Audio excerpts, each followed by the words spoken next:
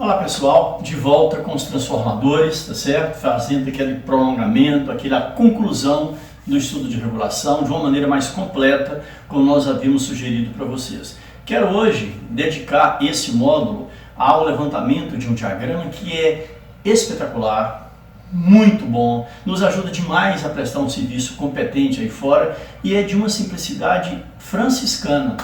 Certo? É um diagrama muito útil. Se você fizer o diagrama em escala, um negócio espetacular, vai atender às mais diversas condições de carga aí fora e vai resolver, senhores, eu diria, praticamente todas as situações, inclusive aqueles casos especiais, tá certo? Terminada a feitura do diagrama, eu já propor para vocês um estudo de caso envolvendo regulação, tá? E quem sabe até um exercício mais amplo, mais abrangente, tá? Para que você possa vir nessa sequência que estamos tendo aí, ensaios, vazio e curto, circuito equivalente na forma simplificada, a partir do circuito em T e circuito em L, estudo de rendimento, estudo de regulação, né? Quer dizer, dando realmente muita consistência, muita concepção de aspecto pragmático à ferramenta chamada transformador, utilizando os recursos que nós estamos trabalhando, tá certo? Então, com atenção, eu andei improvisando alguns dispositivos porque os meus recursos aqui são limitados, tá certo? Mas de maneira para que a coisa não fique muito falseada e muito ajustada, como se estivesse fazendo algum tipo de ajuste para a situação realmente acontecer, como vai, teoricamente, né, ser proposta aqui. Tá legal? Isso funciona, senhores. Se você fizer em escala, um papel milimetrado, compasso, transferidor, esquadros, régua T, de jeitinho, ó, sensacional, tá bem? Então, diagrama de CAP, tá? Olha lá, interessante. É um assunto que poucos autores abordam, tá? Mas vamos lá então. O que é que nós precisamos para o levantamento e o traçado consistente, competente, natural de um bom diagrama de CAP que representa a máquina, o transformador, repito, nas mais diversas condições de carga, não só nos aspectos quantitativos, mas também qualitativos, em módulo e em fase. Vamos lá. Do ensaio a vazio. Do ensaio a vazio. Como nós sabemos, o que nós temos nesse ensaio é o único momento em que se mede de fato a FENHA2. O ensaio a vazio é o único ensaio, é a única condição em que o E2 de fato é mensurável pelo fato de 2 ser nulo. Se o I2 é zero, não há queda na impedância de saída, então a tensão terminal V2 medida na ponta da carga, nos terminais de carga, é basicamente a tensão medida na bobina pura, na bobina líquida, né, secundária do transformador. Isso é sabido, ok? Vamos lá. É o que nós precisamos de fato do ensaio vazio. Do ensaio em curto, vamos lá. Do ensaio em curto-circuito. O que é que nós precisamos desse ensaio? Aqui, vamos lá, importante.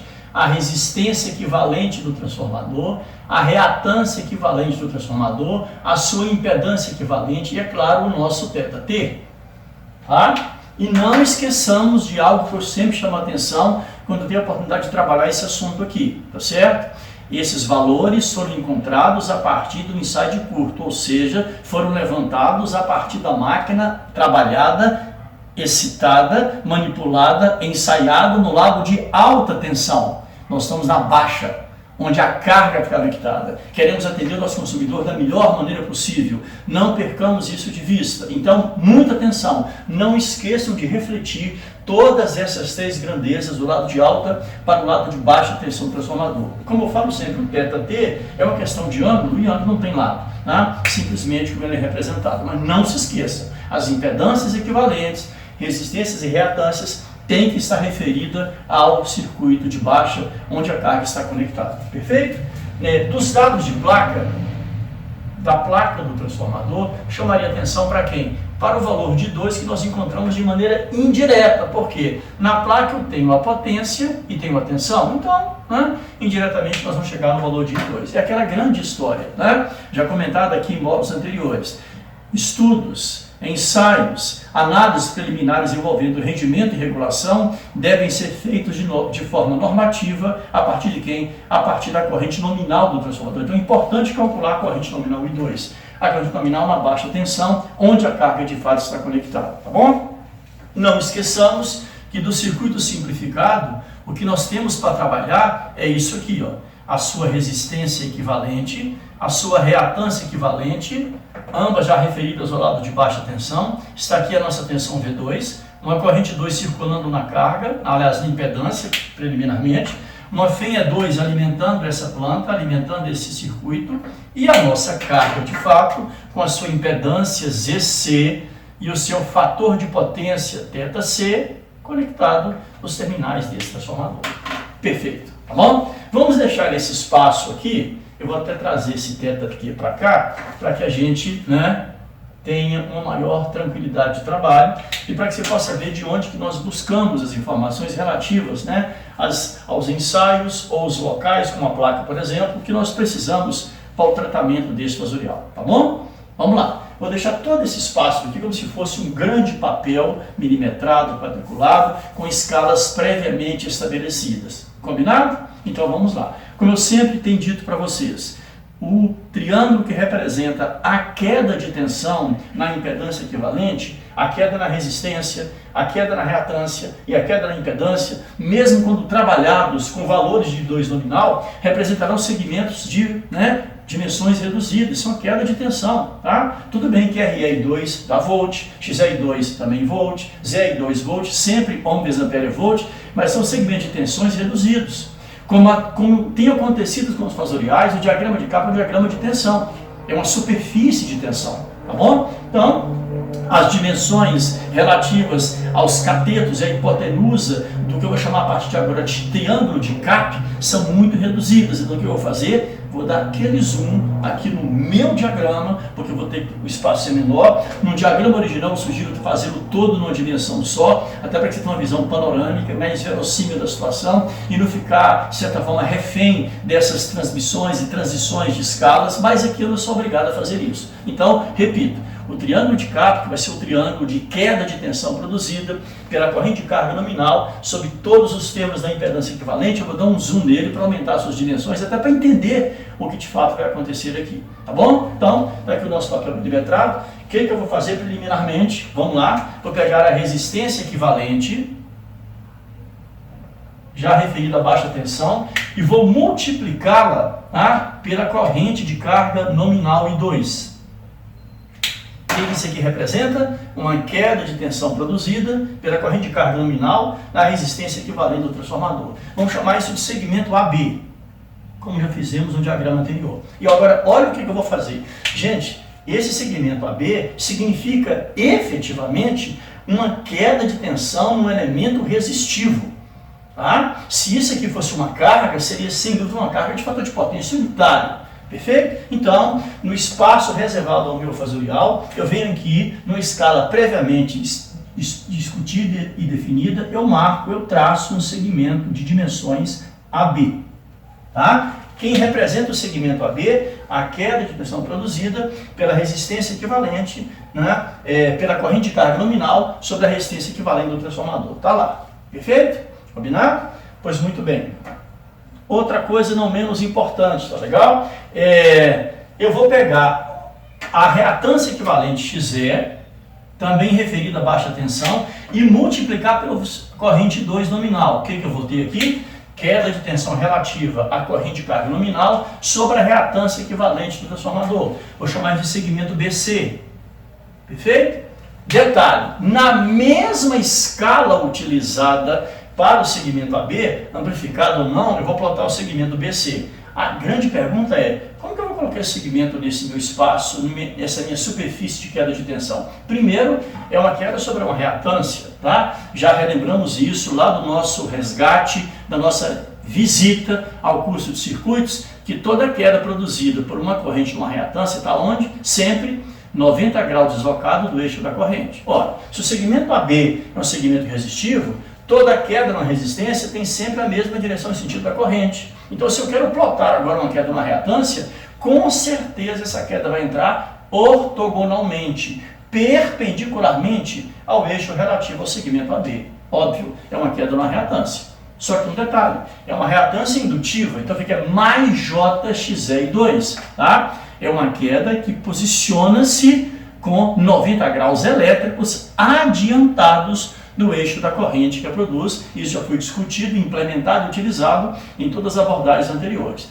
Aí vem o diagrama. Poxa, mas eu não tenho sentido de giro? Adiantado aqui seria o quê? Por isso a importância a importância dessa relação. Olha quem está aqui, o nosso ômega S. Sentido de giro, anti-horário, trigonométrico, positivo, sempre dizendo, transformador não tem parte móvel, mas a semig que o alimenta é constituída por unidades geradoras e todas elas no mesmo sentido, que é exatamente esse da concessionária.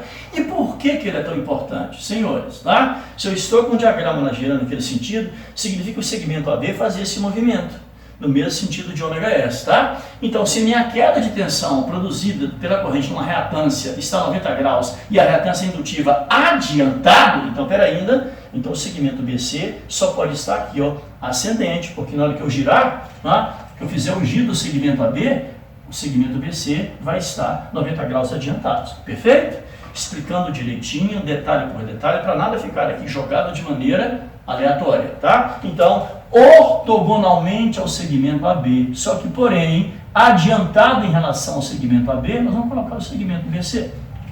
Perfeito? Em escala. E não esqueça, o segmento anterior aqui está todo amplificado. Tá bom? Os dois catetos. Com certeza esse ângulo é de 90 graus, tá? Será um triângulo retângulo no ponto B, perfeito? Só para fazer um teste, eu pego essa impedância equivalente, já referido a baixa tensão, multiplico pela corrente 2. O que eu tenho aqui? Queda de tensão relativa à corrente de carga nominal sobre a impedância equivalente do transformador. E com certeza você já percebeu quem será esse segmento no nosso diagrama. E aí, lembra aquele momento de verificação, de checagem? Eu pego a minha régua e meço essa distância aqui, ó. Meço essa distância completa, a hipotenusa desse triângulo retângulo. Evidente, senhores, que esse valor medido no meu diagrama, todo ele feito em escala, precisa bater, categoricamente, com o valor em volts calculado a partir dessa relação. Então está aqui o nosso famoso triângulo de Cappi. Triângulo de Cappi. Nada mais é do que o triângulo que representa a queda de tensão produzida pela corrente de carga nominal sobre a impedância equivalente do transformador. Evidente que ele foi traçado para correntes nominais, tá? Mas ele pode ser traçado para qualquer corrente, basta que você tenha o bom senso de perceber o seguinte, tá? Se por acaso estivesse traçado para correntes de meia carga, então esses segmentos seriam todos proporcionais à metade da corrente nominal. Evidentemente, tá? Se eu tivesse com 80% da corrente nominal, segmentos seriam todos proporcionais a 80% do valor da corrente nominal. E aí, nós temos uma prerrogativa daquela outra revisita que eu sugeri que fizéssemos, a geometria plana. Por exemplo, se eu tenho aqui dois triângulos, retângulos, tá? Triângulo pretinho e triângulo azul. De maneira que esse segmento preto é metade do segmento azul, tanto para o cateto relativo à parte horizontal, quanto o cateto relativo à parte vertical. Tá? Perfeito? Então, tenho dois triângulos aqui, um preto e um azul. O que eu percebo, senhores? Há uma coisa interessante, que aqui eu tenho um ângulo reto, aqui eu também tenho um ângulo reto, então são ângulos congruentes. Tá? Esse ângulo aqui do triângulo preto é o mesmo triângulo de referência do triângulo azul e, claro, duas paralelas, uma transversal, ângulos correspondentes, congruentes. Então, o que eu vejo aqui? Que nesses dois triângulos eu tenho os três ângulos respectivamente congruentes. Tá? E isso não é caso de congruência de triângulos, é caso de semelhança. Os três ângulos internos iguais não definem congruência, definem semelhança. E o que eu posso dizer sobre triângulos semelhantes? Os seus lados são respectivamente proporcionais.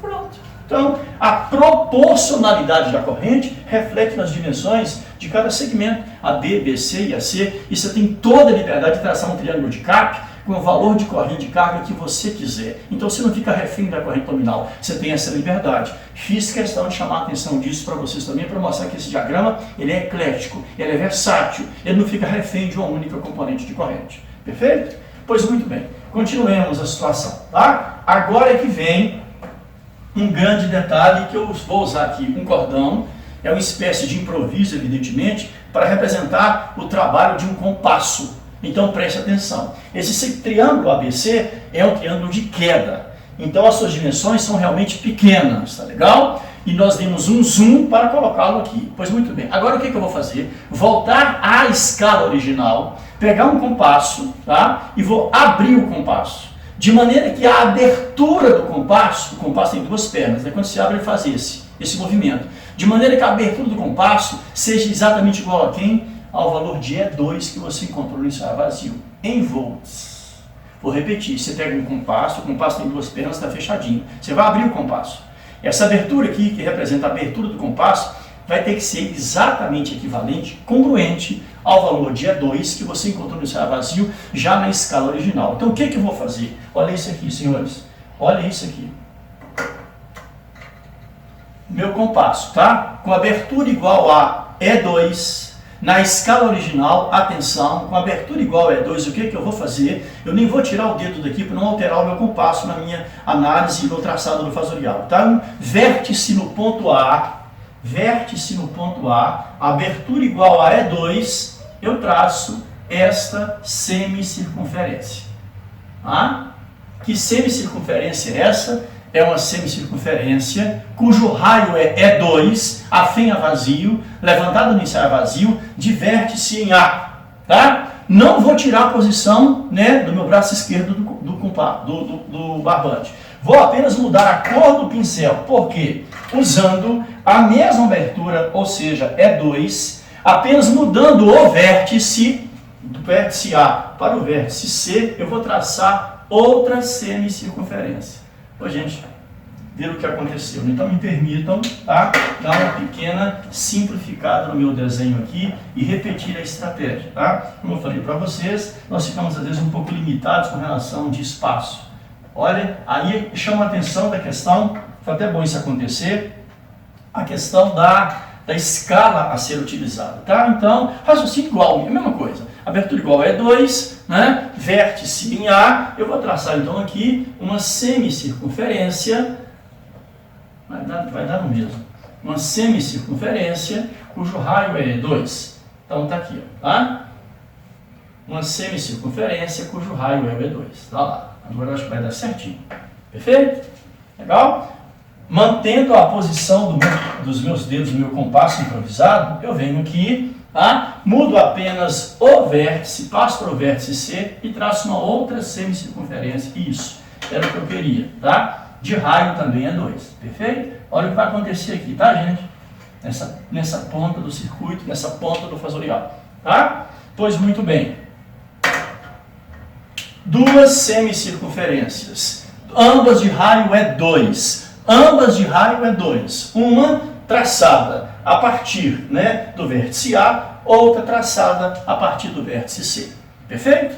Combinado? Pois muito bem. O que a gente vai trabalhar em relação à definição dessa superfície, né, conhecida como superfície de Kapp ou diagrama de Kapp, tá? Vou trazer um OMS para cá só para que não interfira, né, no que nós vamos traçar aqui. Então preste atenção, tá? Como eu disse anteriormente, o segmento AB é um segmento relativo à resistência.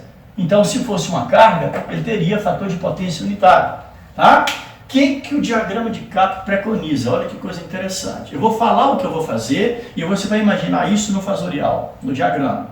Eu vou, a partir do vértice C, vou traçar uma reta, uma semi-reta, paralela ao segmento AB, no sentido das duas semicircunferências. Imaginaram isso? Vamos repetir? A partir do vértice C, eu vou traçar uma semi-reta paralela a AB na direção das semicircunferências. Então, o que eu vou fazer? A partir do vértice C, eu vou traçar uma semi-reta paralela a AB no sentido das duas semicircunferências. Semi-reta S.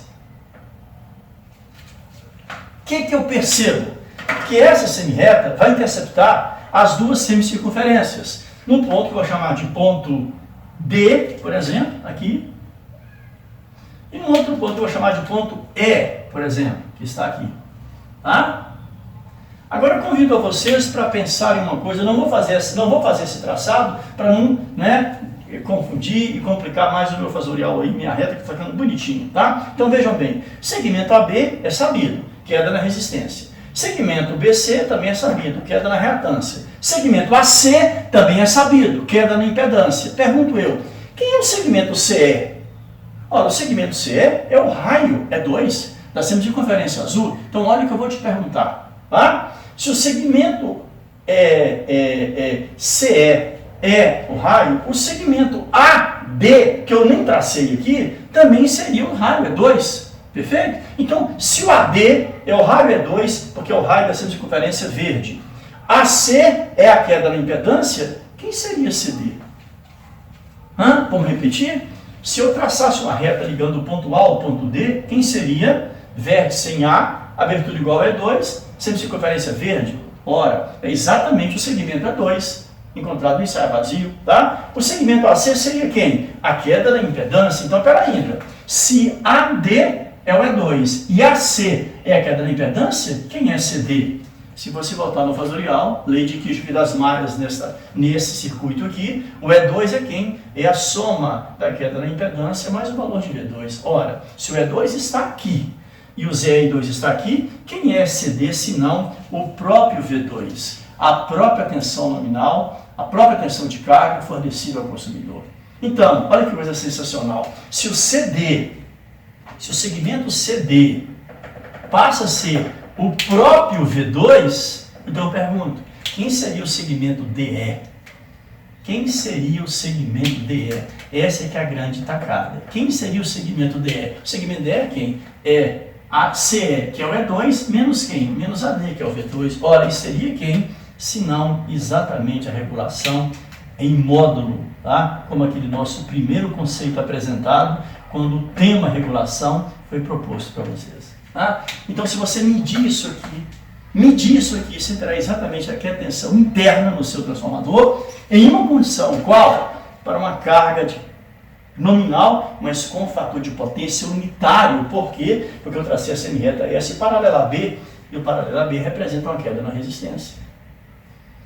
Para dar um viés de completa caráter eclético a esse diagrama, que coisa interessante. Vejam bem, quando nós traçamos BC, fiz questão de colocar o perpendicular a AB mais adiantado, queda numa reatância. Então significa o quê, gente? Como a semi-reta S foi paralela a AB, paralela a um elemento resistivo de fator de potência unitário, então significa o quê? Que toda essa zona acima da semi-reta S é chamada zona indutiva para a carga.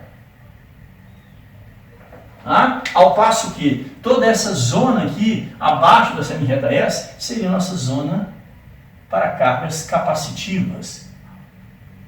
Então, olha a envergadura, a abrangência de uma ferramenta dessa. E aí, meu amigo, o céu é o limite. Vamos supor que a minha carga estivesse operando com fator de potência 0,92 indutivo. O que você faz? 0,92 indutivo, com certeza eu estou acima da semi-reta S, zona indutiva. Arco cosseno 0,92, ângulo de 23 graus. O que eu faço? Eu chego no ponto C, posiciono o meu transferidor e meço 23 graus. E aí, medindo 23 graus, eu traço uma nova semi-reta a partir de S, constituindo os 23 graus com quem? Com a semi-reta CE de referência. Tá? Esse ângulo θ de 23. Tenho de novo o ponto D e o ponto E. Opa, se eu medir essa distância, ela representa o quê? A regulação de tensão do transformador para uma carga de fator de potência 0,92 indutivo. Espetacular, né? E aí você brinca à vontade, né? Uma coisa interessante, gente, que ângulo é esse aqui, se não o nosso famoso θT, que é o ângulo de fator de potência do próprio transformador, ângulo entre a resistência e a impedância? E olha que coisa, então se eu pegar uma reta e prolongar o segmento AC, o que eu vejo? Eu vou ter um ponto D aqui e um ponto E aqui. E o que isso representa agora, gente, nessa situação? Ora bolas, se isso aqui é θT, eu pergunto, que ângulo é esse? Ora, esse é sempre θC, porque eu vou traçando os mais diversos ângulos do ponto C em referência a semi-reta S, esse aqui faz variar o θC, só que tem um detalhe, se eu prolongar o segmento AC, esse ângulo aqui é igual a este aqui, esse maior, esse é igual a esse, então duas paralelas cortadas por uma transversal, AB e a semi-reta S formam ângulos correspondentes com o momento. Então significa o quê? Que esse ângulo θC nesse momento é exatamente igual a θT. E eu te pergunto, o que significa em regulação de um transformador quando coincidentemente θC é igual a θT? Eu estou tendo uma condição de regulação máxima. Regulação máxima. Então, senhores, Se você medir a distância entre D e E nessa situação, é onde as semicircunferências mais se distanciam. É quando você tem regulação máxima do seu transformador. Fuja disso daí. Porque se você continuasse o desenho, se o meu quadro fosse maior, a partir desse ponto, as circunferências tendem a se encontrar outra vez. Espetacular, né?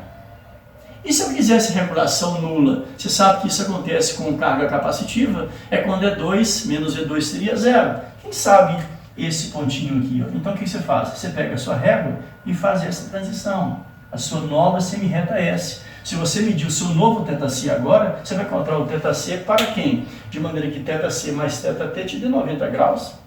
Tá legal? E você pode perceber que isso aí de fato é verdade. E quando isso acontece? Quando θC for igual a θt. Olha só. Ângulos formados por lados, respectivamente, né, paralelos ou perpendiculares entre si, também são congruentes. Olha só, aqui a regulação é nula. Você faz a marcação carga capacitiva. Tá? Então, observem, essa zona vermelha, até toda esta região, a regulação ainda é positiva. Vale a pena chamar a atenção disso aqui. Em toda essa região aqui, a regulação ainda é positiva. Né? Você ainda tem uma tensão estabilizada no sistema. Mas a partir daqui, ó, a regulação tende a ficar negativa. E quando a semicircunferência azul faça a frente à semicircunferência preta. É uma pena que o quadro ficou menor e você perdeu essa região aqui. Mas observe, com um diagrama desse, você define toda a parte operacional da sua subestação, do transformador. Aí você fala, Marcos, então como é que você trabalha aí fora, sugerindo uma área, uma região operacional para o seu transformador, para o seu cliente? Está na mão.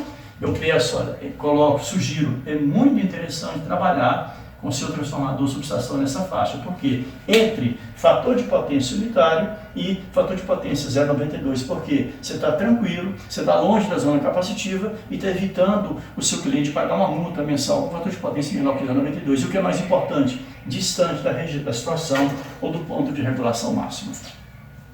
Olha que ferramenta espetacular, gente. Não há limite para uma ferramenta dessa. Isso eu posso te assegurar. Tá certo? Tomara que faça um bom proveito disso, mesmo aquele que está exercendo a sua profissão aí nos mais diversos setores produtivos dessa nação. Um grande abraço, saúde, paz e até o próximo módulo.